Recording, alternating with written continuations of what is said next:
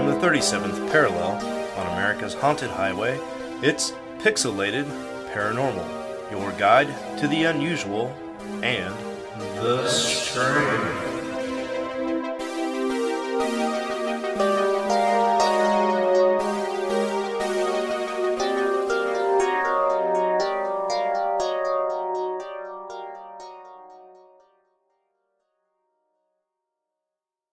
Well, what's up, everybody? Welcome back to another exciting episode of Pixelated Paranormal. This is episode 295. I am sorry it was my fault we are late. I am Shawn, of course, and with me as always is Preston. Preston, buddy, how are you, sir? I kissed a rhino, and now I have space AIDS. Fair. Yeah. Yeah, you said you were coming down with the sickness, and then this afternoon I started getting kind of cruddy with my allergies as well, so... Man, I was when you come down with the sickness, it's not like you ever want it to be one particular thing, but I'm thinking like, all right, it's a sinus infection. I get these all the time during this time of year. And then, I go to the doctor, and she's like, well, anybody else in your house sick? I'm like, yeah, my daughter's got the rhino flu. She's like, okay, let me swab your throat, let me swab your nose. Yeah, you got that. It's viral. We don't give anything for it. Just you're gonna have to stop being a pussy for like 10 days and just take some medication. Sudafed's always good. I'm like, I bet. And you said, how do I do that? Yeah, I bet Sudafed is good. But you know what I want right now? I want a fucking like prednisone. I want a steroid that's like me, snorting cocaine off a dog's, fur like Gary Busey, and be like, I'm ready to go to work. I'm going to do a podcast tonight. I got prednisone in me.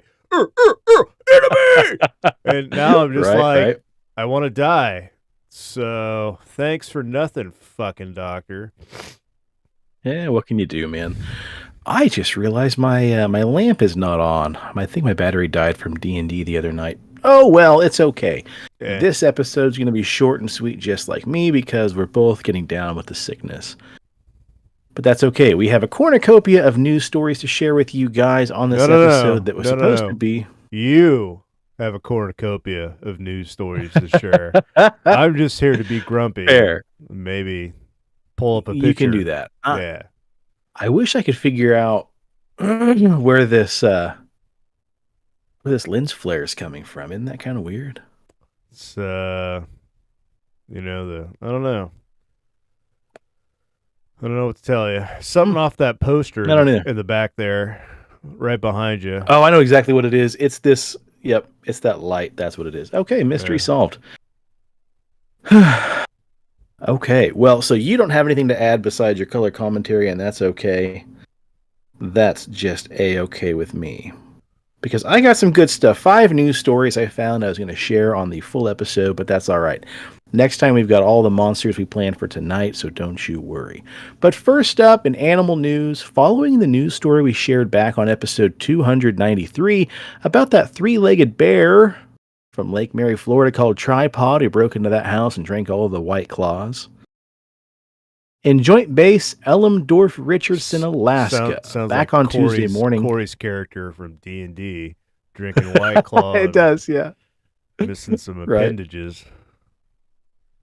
Back on Tuesday morning, 2 bears on an Alaska military base raided a Krispy Kreme donut van that was stopped outside a convenience store during its delivery route.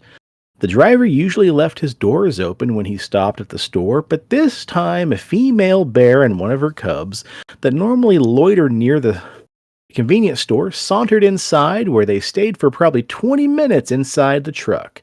The bears chomped on donut holes and other pastries, ignoring the banging on the side of the van that was aimed at shooing them away. Shelley Dino, the store manager for Joint Base Elmdorf Richardson's JMM Express, said, I was beating on the van and they weren't even moving. I could hear them inside breaking open packages and everything, and I was just like, they don't even care. When the bears couldn't be roused, the base security was called and sounded sirens meant to scare away the bears. They still didn't care. Eventually, though, after they had their fill of donuts and other delicious pastries, they came out and wandered off in front of the convenience store, then over to a gas station. They hung out there for a bit, and then eventually made their way into the woods. It's not unusual to see bears on the base or around the store, but nothing like this has ever happened before. Dino added that the delivery driver now closes his doors at every stop. And now the shop workers are cautious when they come in and when they leave. When they take out the trash, now they do it in pairs, especially if it's after dark. And now authorities on base say they're aware of this and other wildlife situations throughout the past several months. Local authorities also urge the public to use caution and ensure you're protecting our wildlife and yourselves. Wildlife may be our neighbor, but they shouldn't be attracted to our human food sources. So there you go. We're slowly becoming a news bear network. Well, shifting gears onto rescue news. Presto, can you flash up that first picture for me, honey?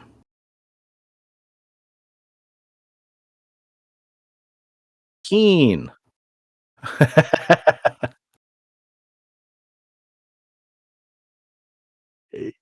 You got it. All that and more. In Florida, ultra marathoner Ray Bellucci, also a peace activist, is facing charges after allegedly attempting to run across the Atlantic Ocean in a homemade hamster wheel, in what authorities say is now at least his fourth attempt of the aquatic feat. Now, Ray's intercoastal stunt ended approximately 60 miles off the coast of South Carolina last week after the U.S. Coast Guard said they spotted him floating in a circular cage, initially near Savannah, Georgia, during their routine preparations ahead of Hurricane Idalia. Now, the 51-year-old said he was heading for London, England in this contraption, which is about 4,000 miles away, but he was repeatedly told that the vessel was unsafe and shouldn't be used in such a trek. It was described as staying afloat through wires and buoys, according to a copy of the criminal complaint. So Ray allegedly refused to leave his vessel, which authorities described as a hydropod, or like you said, a hamster wheel held together by balloons. He went on to threaten to stab himself if anybody tried to stop him from making the trek.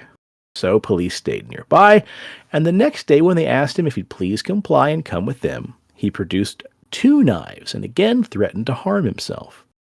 So officers stayed with him for 3 days total as he continued to make his way up the coast, during which he also allegedly threatened to blow himself up with a device if anybody tried to intervene, showing the officers that he had a series of wires that were attached to explosive devices. But thankfully, authorities said later the devices were found to be fake. Ray ultimately surrendered near Georgetown, South Carolina on August 29th and was brought to Miami Federal Court, where he was charged with obstruction of boarding and violation of the captain of the port order. And like I said, according to the court documents, this was Ray Bellucci's 4th attempt to traverse the high seas in a floating craft, with him previously being stopped by the Coast Guard back in 2014, 2016, and again recently in 2021, if at first you don't succeed. His first attempt cost, right? His first attempt cost taxpayers more than $140,000, where he had attempted to reach the Bermuda Triangle back in 2014. And supposedly, the Coast Guard said it had actually provided Bellucci with an outlined series of requirements if he wanted to safely and legally travel in such a vessel again. But unfortunately, those requirements were ignored, authorities said, and he was later rescued in another homemade vessel back in 2016 while attempting to travel from Florida to Bermuda, Puerto Rico, Haiti, Cuba, and then back again. His publicist at the time told the South Florida Sun-Sentinel that it was her understanding that the Coast Guard's order was merely a recommendation and not a mandate, saying that he will definitely try this again. Bellucci has publicly presented himself as a peace activist. His website states that his mission is to show the world that anything is possible if you believe. It kind of reminds me of one of those Zorb balls, which I really want to get back inside of. I tried one at a fair once. It was okay. Last Wednesday, at the Seascape Cafe at the Observatory in Lincolnshire, England, which is part of a cafe which is also used as a community space, art gallery, and exercise studio, Patrons were surprised when police rushed in shortly after their 9:30 p.m. yoga class had wrapped up, after a concerned passerby looked into the windows and mistook the final resting position of the entire class for a group of people participating in a mass suicide. Lincolnshire police received a call about the incident at 8:56 p.m. from a caller who was, quote, calling with good intentions. They had reported to police that they had seen somebody walking around a room lit with candles and what looked like several dead bodies laying around all over the floor. The couple thought it was some sort of ritual mass killing. Now, for the uneducated, the final resting pose in most, if all, yoga classes is called savasana, also known as the corpse pose, which typically occurs at... No, that's usually one of the... Have you done yoga? Have you got to go do yoga before? Oh, man, we love it. We go quite a bit. We haven't been in a while, but, man, we were going quite a... Uh-huh.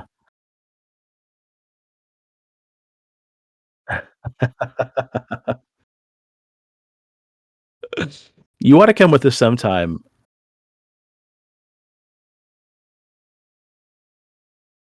Oh, buddy, you know who you sound like? Your brother. You should come with us sometime, you and Jeffrey, and go to a beer and yoga where you do yoga and then you get a beer either before, after, or sometimes both. So anyway, for the for the uneducated and Preston, the final resting pose in most, if not all, yoga classes is called savasana, which is also known as the corpse pose, which typically occurs at the end of the class, in which everybody lies on their backs with their eyes closed in order to just kind of sink into a meditative state and just relax after, an hour of yoga. So the unidentified concerned citizen saw this and reported what they thought was a mass killing in the building, having seen several bodies laying on the floor. And sometimes it's just best to mind your own flippin' business. So the Seascape Cafe posted on Facebook, "We're not part of any mad cult or crazy club. All in all, this situation turned out positive, and we are, of course, grateful." Now, Millie Laws, who taught the yoga class, went into more details about the incident. Mills told the Post that 7 students were lying on their backs for about half an hour as she banged a shamanic drum in the dark-lit room being lit only by candles during an hour and a half long restorative yoga class. She told the newspaper that she was also wearing a flowy top that could have been in resemblance of a robe. She said she noticed a couple outside the studio walking a dog who had stopped to peer into the windows, and they must have been bewildered at the sight. Mills added to the Post that the class had already...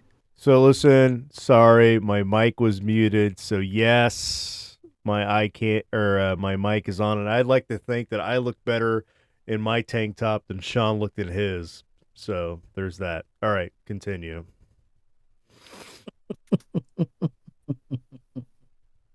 How long has your mic been turned off? Fuck, who knows? Like, look, I'm not with it right now, so you're carrying this show tonight. All right, downward dog. Okay, you're all right. Yeah. As long as your audio is being recorded by Audacity, we're good to go. There you go. Yeah. There's wavelengths. Okay, so basically, if you couldn't hear Preston, he doesn't do yoga. He thinks it's for sissies, and he's scared to do it because he's afraid his body might crack and pop like a $10 skeleton. Yeah, I didn't say it was for sissies. I said it wasn't for me because I know what I can and can't do with my body, and stretching ain't it.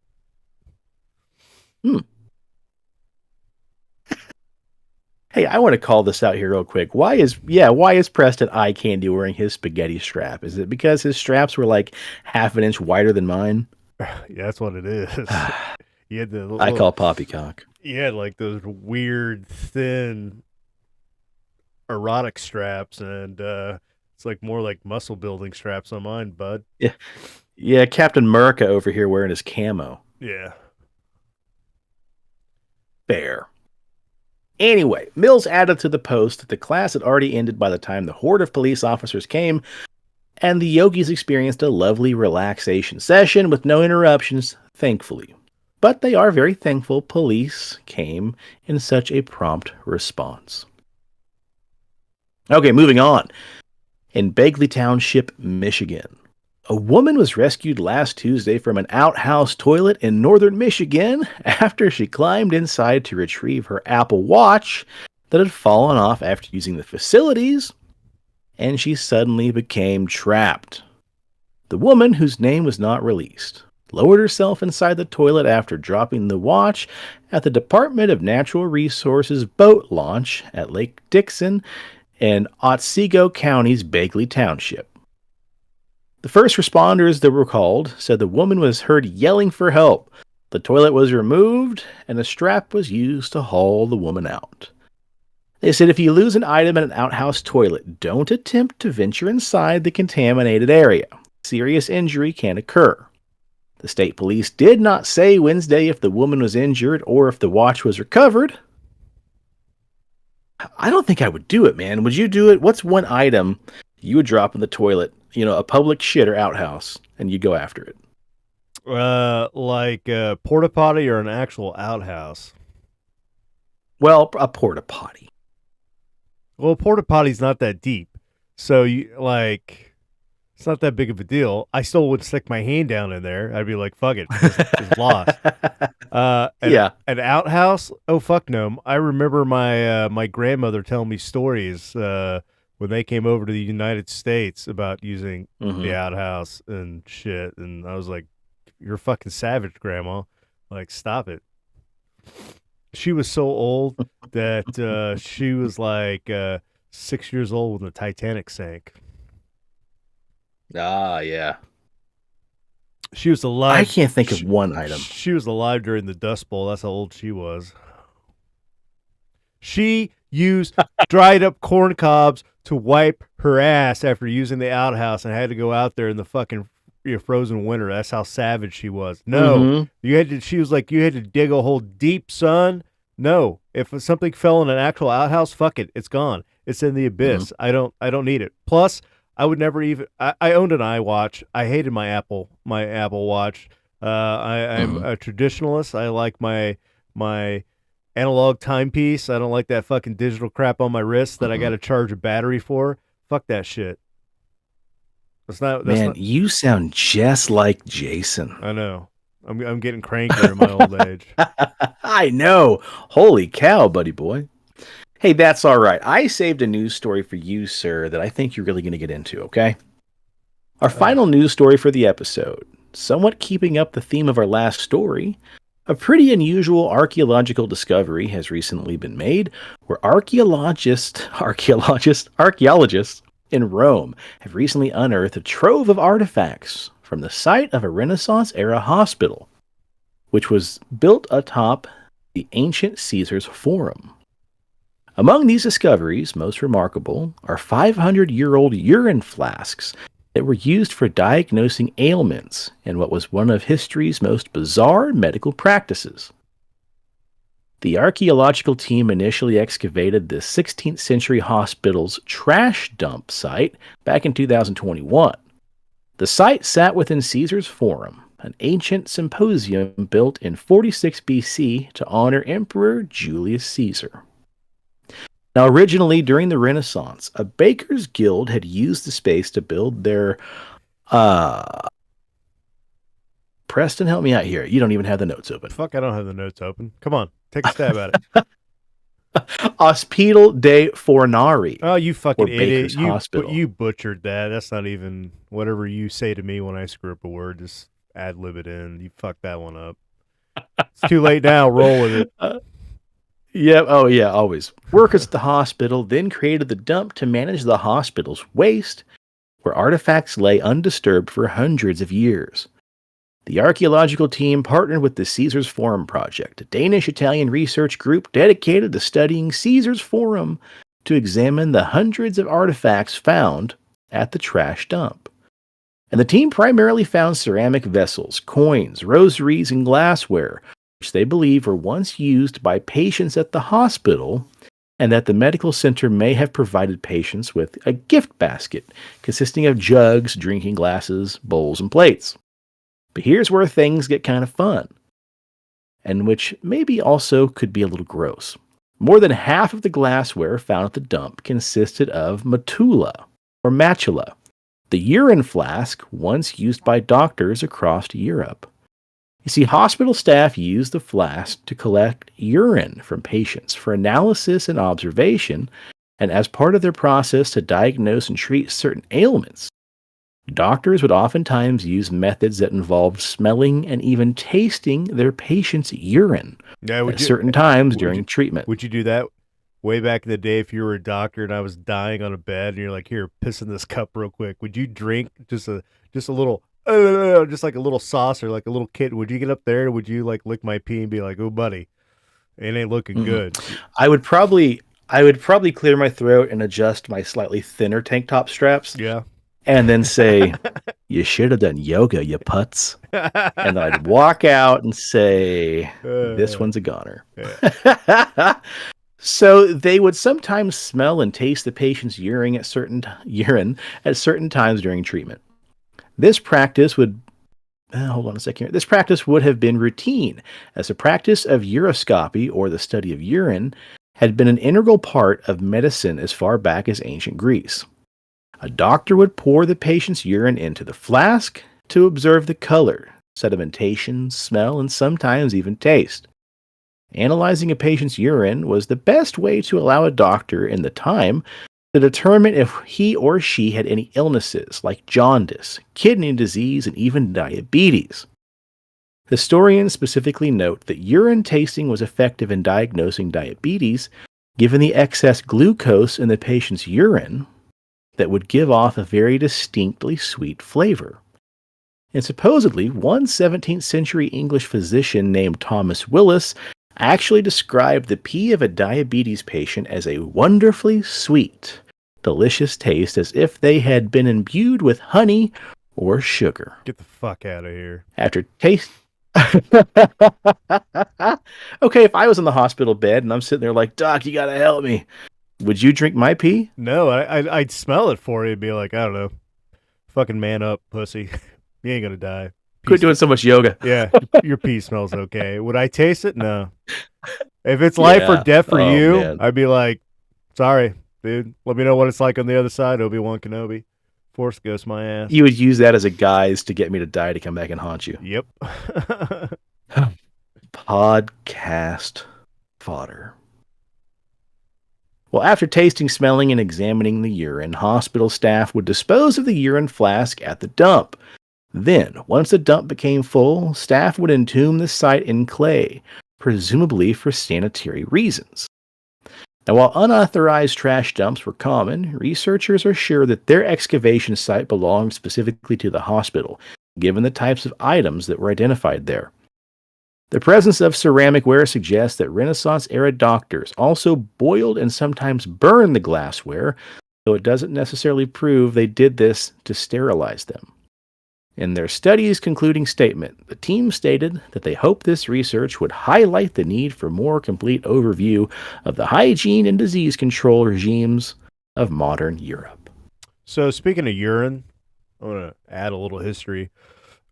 Listen in here for you. I'm going to contribute. I said I wasn't, but I lied. You know, I'm about halfway through that energy drink, and I got some nicotine in me, and I sound like I've, smoked like five packs of cigarettes or something. I got that gross nasally voice going on.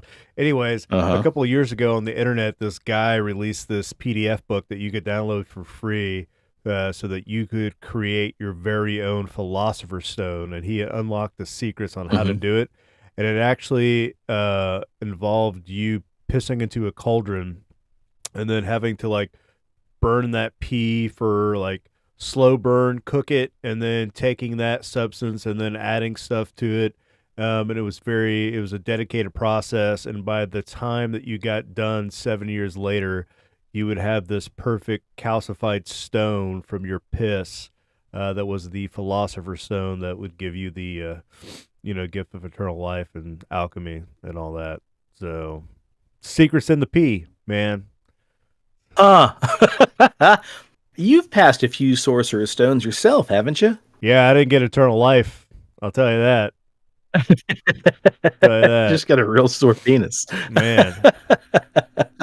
Kidney stones are the worst. Yeah, I wouldn't drink your urine because I'd have to fucking chew it with the amount of Monster and other shit you drink. Oh yeah. Big Dob said he's Yeah, currently buddy. making you a stone. Disgusting. Okay, here's another fun question for you and also everybody watching. What's the oldest urine you've ever seen? I don't fucking know. So back when I was in high school as a freshman, we had a speech teacher who taught speech, public speaking. He was also in charge of every play and every performance, every production, every musical. And his name was Pete. Pete was a pretty cool teacher. We all liked him. At the time, I hated public speaking, never would have dreamed of having a podcast, let alone giving, a presentation in front of more than like 2 people who I knew. So I took speech class, and he offered up some extra credit.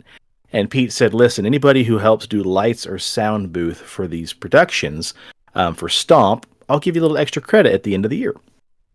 So I went and tried out and became the light and sound guy for most of the productions from the second half of my freshman year up through like senior year. Anyway, in the light booth, it was like an old German, U-boat, all these levers and everything you had to pull and switches and buttons to push.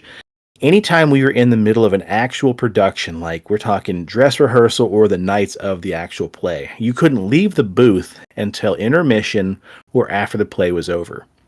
You could, however, if you had to go to the bathroom bad enough, climb up the ladder, go across the catwalk, across all the audience, down the ladder back in the green room to use the bathroom. Well, my buddy Matt happened to be in the booth with me one night, and he's like, dude, I have got to take a piss. And I'm like, well, your options are going to be like climb the ladder or, feel the wrath of Pete if you dare go out that door. And Matt's like, no, I won't make it, dude. Like, I've been holding it for a while. And so we got a Gatorade bottle, and Matt took a piss in this Gatorade bottle, filled it just about all the way up, We tightened the lid on it real good, and we wrapped masking tape all the way around this bottle. And I drew a skull and crossbones and wrote, do not open. And we stuck it in one of the little lockers they had in the light booth with the full intention to throw this thing away after this is over. But you didn't because you're a fucking savage. Yeah, you fast forward to sophomore year. We're in there, kind of cleaning the auditorium, cleaning out all the trash out of the light booth from the previous, semester. And I open up this locker and I'm like, oh my God, there's this bottle of Matt's piss. And so Matt's now a junior because he was a year ahead of us. And I holler at Matt. Matt's like, oh my God, we got to leave it in there. So we left it in there for my entire junior year, or my entire sophomore year. I become a junior. We leave it in there. Finally, before Matt graduates, we hide it up in the catwalk. Well, one day somebody's milling around the catwalk senior year, and they find the bottle, and they're like, what the fuck is this? And I start laughing, and I'm like, oh my God, that's Matt's piss. Matt peed in that back in like 2000, like the late spring of 2000. They thought it was disgusting. So they ran down with this bottle, and they took it to Pete, and they're like, oh my God, somebody peed in this. It's urine. And of course, Pete knew that I was involved in this, shenanigan. So he calls me into his room, and I'm like, hey, what's going on? He's like, is this really piss? Is this actually a bottle of piss? And I'm like, yeah, it's Matt's piss. He peed in there during Stomp. Because I'm like, you know what? I'm already caught. Might as well be honest and own it. And Matt was beloved by like everybody. Everyone loved Matt. And Pete's like, oh my God. And like he turned the bottle over, and the bottom of the bottle wasn't covered by tape. And you just see like this weird caramely color, solid chunk. And slowly it starts to like disintegrate. The urine had been in there for 3 years, to the point where it completely separated into solids and sediment and actual, clear liquid at the top. It was the creepiest shit. And it's been long enough now. Pete actually kept it on a shelf behind his desk, high enough where no one could grab a hold of it to find out what it was, for the rest of the semester. So I have seen 3-year-old pee in a Gatorade bottle. What did he do with it after that? Did he keep it? See, what it was like? Eventually, after no one opened it because, dear God, it would probably knock you out. The opposite of a smelling salt. No, after the semester is over, I guess the principal had heard wind that there was a bottle of like 3-year-old piss on the back of his shelf, and so he actually threw it away before he got in trouble. Oh, good stuff, man. Good stuff. Lazarus says, don't lie, you guys were making witch bottles. No, that was back before we knew what a witch bottle was. But yeah, curious enough, that thing would have been potent. That would have been like a warlock bottle. Well, I think that pretty well concludes it. That's a solid half hour or so. Sorry your mic was muted there, Chief. Probably all that tank top. Yeah. It all went to my head. Yeah. Oh, well. Hopefully you get to feeling better, buddy. Well, let's sign out of here and get you back to bed, buddy. Thank you guys all for watching and following along, for commenting. Sorry this episode's a little short. We'll make it up next time when Preston's feeling better. If you're on the social medias, please give us a follow on the old Instagram. We are at PXL Paranormal. 972 followers, folks. I bet you we hit 1,000 before Halloween, which would be phenomenal. If you're on Facebook, give us a follow. We are the Pixelated Paranormal Podcast. You can give us a follow on there. Also, let me plug my own stuff here real quick. If you're on Instagram, give me a follow. It's Halloween time. I'm about to start another 31 days of 31 horror portraits. I am Shawn Swope, all one word, on Instagram. So if you want to give me a follow, that'd be fantastic. You can follow along with my antics. Preston, what do you got, buddy boy? Well, we're still sitting at 275 subscribers on YouTube. So, I don't know. Maybe fucking hit that like and subscribe button and hit the bell notification so you know, like when we go live. Let's see. We're at 10 followers on Rumble, but we average 200 views or whatever. So obviously 190 people aren't fucking subscribing and liking on that. So if you're watching us on Rumble, I don't know, give us a like and subscribe. That's all I got. Oh, look, if you're like me and you're just a fucking hot piece of man candy, the reason why is because I went over to BigDobsBeardBomb.com and I used promo code PXLPARA for 20% off my order, and I picked myself up some scents like bay rum, fresh, citrus, mint, classic, and sweet tobacco. I bounce back and forth between bay rum and sweet tobacco. I lather that in my beard, put on my tank top, and god damn it if I'm not the best piece of eye candy out there. And my beard smells fresh, looks fresh. Get it all? Get it at Dobbs. Boom shakalaka. Boom shakalaka. If you're in the Wichita area, stop by. See our dear friend Leslie and the rest of the gang over at CD Trade Post, Pawnee, Seneca. If you're in the mood for some delicious little treats, check out Paranormal Egg Experience Food Truck, or also their brick and mortar store, paranormal.cafe. I got to reach back out to the owners now that things have kind of settled down and see if we can get in there into their building, Presto, and do an episode in there. They've got some stories to tell, and I'd love to talk to them and kind of do a nice little plug for their restaurant and everything. So we have to get in there and get that cracking. Well, cool. All right. Parting thoughts here. We are so close to our 300th episode, which will come out just right before Halloween. So far I'm sitting on 5 really incredible listener stories, some real, bonkers stuff in one of these. If you guys have your own story you want to send us in, please do that. You can email us your story at pixelatedparanormal@gmail.com. You can slide into our DMs. You can slide into our PMs. We also have a Google Voice number. The Google Voice number that we have is 913-662-3144. You can give us a call on that, get that crack, and I think you can leave up to like a 2-minute long message. So leave us a little story, tell us something spooky. We'd really appreciate it. But yeah, reach out, give us your stuff. We'd love to share it. You can remain anonymous. You can give us your first name. You can tell us in big, bold letters, do not share my name, which most of what I have, some of it's pretty unbelievable, so it's going to be anonymous for the most part. But we'll probably also do the old Q&A because that seems to go really well for our celebratory episodes. So think of some interesting questions if you'd like, and shoot those over to us as well. It could be something as simple as, what kind of music you're listening to right now, what's your favorite scary movie. Nothing's off limits to a degree in air quotes, but we'll definitely give you an answer for anything you send. Cool. All right. Well, with that, we want to thank everybody. We really appreciate you guys. Hold on a second here. Lazarus. Man, I got a story, but I can't share it. That's BS, buddy. You sure can. We can change your name. Yeah. No one will guess what story it is. We got this really cool story from a listener named Larry. Larry Zerus. Yeah, Larry Saurus. Yeah. Mhm. Yeah, definitely. And hey, Fire Pixie, you probably got a story you should share as well. I imagine something weird or spooky or bizarre. Send that business over. Okay, cool. Well, before this goes on too much longer, I'm going to raise this glass and say cheers to the weird shit in the world and those of us that love to talk about it. And stay spooky and stay on the paranormal highway.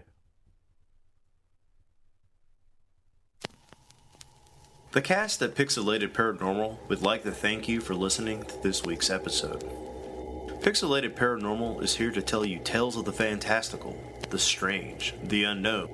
Tales that will move you a little further down the paranormal highway. If you'd like to share your own listener story, we would love to hear it. Email us at pixelatedparanormal@gmail.com. Again, that's pixelatedparanormal@gmail.com. We'd really love to hear from you. Again, thanks for listening to this week's episode of Pixelated Paranormal, your guide to the unusual and the strange.